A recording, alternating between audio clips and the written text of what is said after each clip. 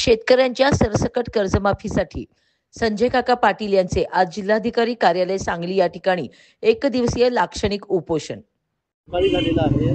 सांगलीतला अजून तरी निश्चित केलं नेमकं काय असणार आहे? नाही, सांगलीतला 141 कोटी काहीतरी जिल्ह्याला आले, पैसे यायला लागलेले आहेत, काही ठिकाणी गावातनं चाललेलं आहे त्यांचं, तर ते अवकाळी यायला लागलेले आहेत। अवकाळीमुळं कर्ज कसं भरू शकणार? पीक गेलंय, शासनानं पंचनामा केलेला आहे, कृषी सहाय्यक होते, ग्रामसेवक होते आणि तलाठी होते, या ठिकाणी मिळून सर्वे केलेले आहेत, पंचनामे केलेले आहेत। त्या दृष्टीनं ते पैसे लवकरात लवकर यायला लागलेत, डिक्लेअर केलेलं आहे। पण आपली मागणी, जे शेतकरी कर्ज भरू शकणार नाहीत ते मार्चच्या कसे पैसे फिरवू शकणार? तेव्हा लवकरात लवकर शासनानं 2 टप्प्यात का विनंती करावी। जूनला तुमचा निकष लागेल, ते लावा, आमचं म्हणणं नाही, सरसकट कशी करता येईल ते बघायला पाहिजे।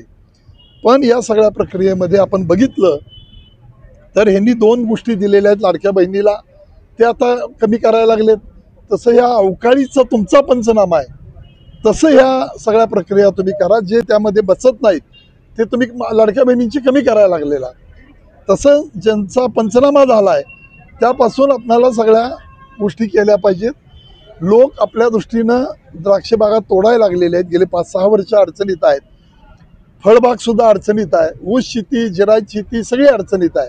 त्यामुळे शेतकऱ्याची अवस्था ही दयनीय झालेली आहे। ऊस शेतकऱ्यांना सुद्धा खूप टनेज कमी निघणार आहे, रिकव्हरी लॉस आहे, ही बाजू आपण बघितली पाहिजे। म्हणून लवकरात लवकर कर्जमाफी तुम्ही मार्चच्या आधी लोकांच्या खात्यावर पैसे जमा करा। आपण पाहताय एवढं